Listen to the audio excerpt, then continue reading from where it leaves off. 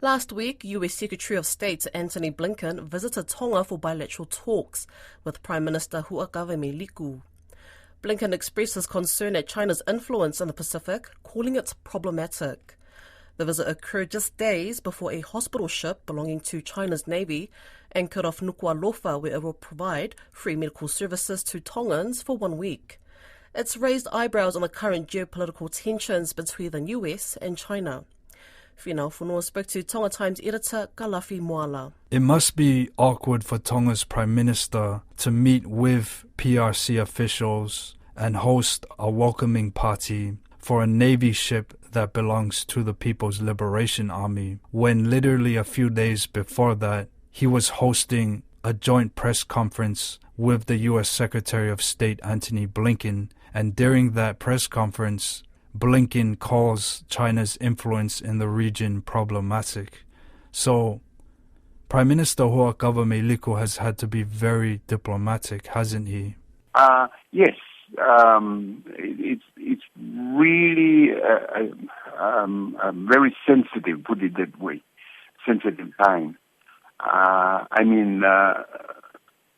The State Secretary left on Wednesday evening, and then here it is Friday morning. The Chinese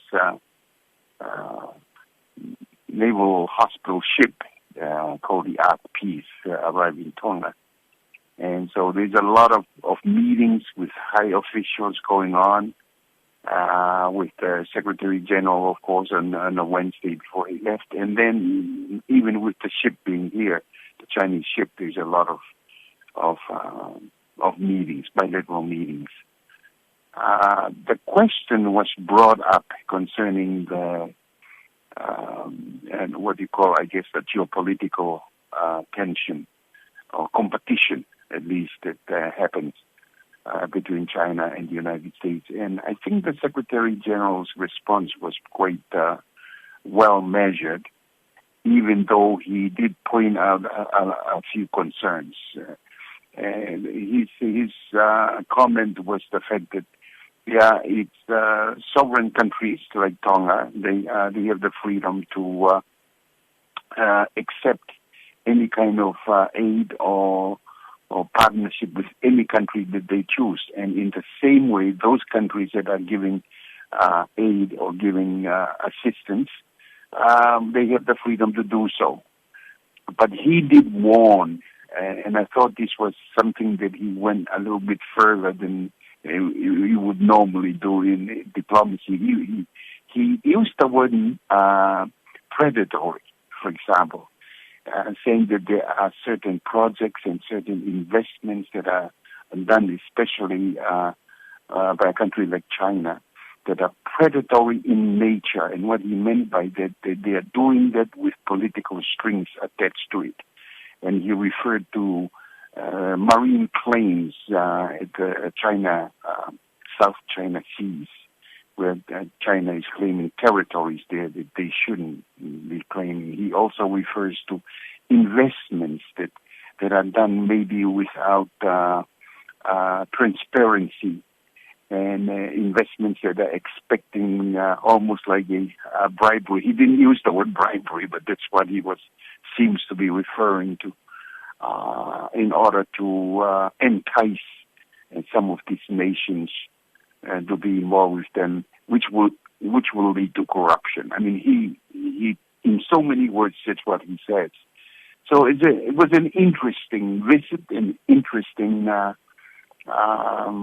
exchanges. And Meliku, of course, the Prime Minister of Tonga, was the only reference he made to China. He said Tonga is going to starting to pay off the debt of the loan from China. And he says there's no problem for the government to do that. And that's the only reference he made concerning China's involvement in Tonga. I recently visited the United States, where I attended various presentations from geopolitical analysts. The perspective that I gathered from them is basically they're not happy with the growing influence of the PRC in the Indo-Pacific region. They view it as destabilizing, They view it as imperialistic. They view it as exploitive. There was discussion on the debt traps. What's your response to these analysts? As a Pacific Islander, my immediate response would be that we need to look at history. When we look at the history and see how those two countries have dealt with the Pacific, with all due respects to the United States and all the great things and the good things they've done in the Pacific, let me tell you one thing.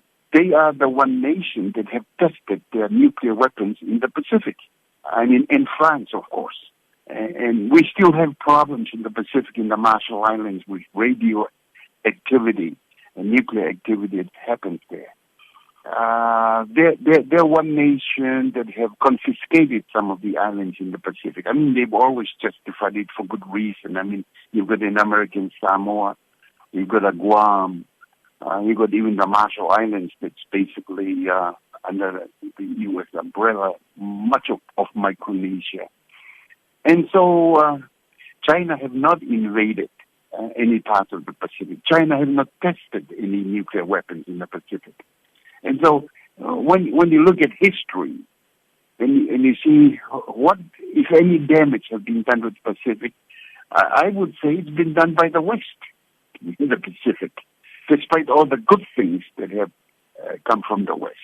So China is a new player, and we've got to engage them and allow them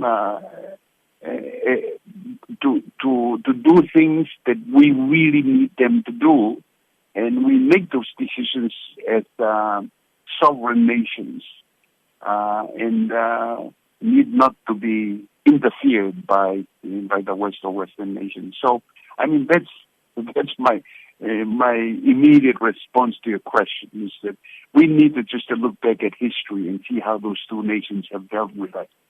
And history normally determines how the future is going to work out. And despite the feeling generally through the Pacific that seems to be a lot more pro-American, pro-West, we need to, I think, be a little bit more critical